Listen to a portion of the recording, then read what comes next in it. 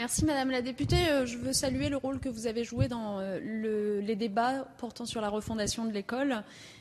et sur la nécessité que nous avons pleinement intégrée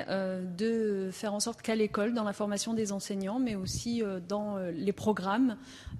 puisse être totalement traitée la question de l'égalité filles-garçons. Je le disais tout à l'heure, dans les nouvelles écoles supérieures du professorat, cela fait l'objet désormais d'un module d'apprentissage pour les enseignants. Dans le cadre des ABCD de l'égalité, ces programmes expérimentaux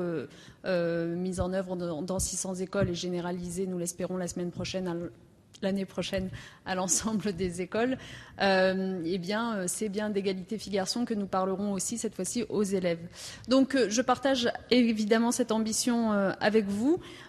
considérant que, vous savez, c'est Einstein qui disait qu'il y a peut-être plus difficile encore à désintégrer qu'un atome, ce sont des préjugés. C'est vrai, et la meilleure façon, du coup, de ne pas avoir à désintégrer les préjugés quelques années plus tard, c'est d'éviter que les préjugés en question s'installent au bon âge, à l'âge où les enfants construisent leur perception du monde.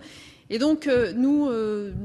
inscrivons totalement cette ambition de lutter contre ces préjugés et ces stéréotypes. Et nous allons plus loin, en réalité, car nous ne les inscrivons pas seulement à l'école. Et je veux insister sur un point qui a passé un peu inaperçu pour l'instant dans le projet de loi égalité femmes-hommes que je présente, qui est la question des médias, des images qui circulent à la télévision, bien sûr, mais aussi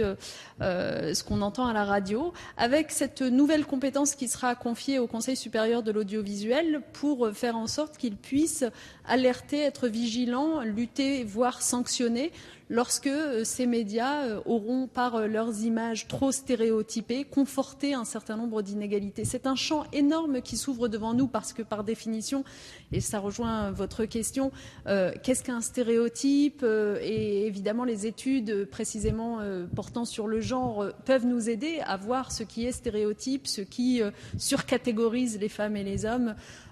etc.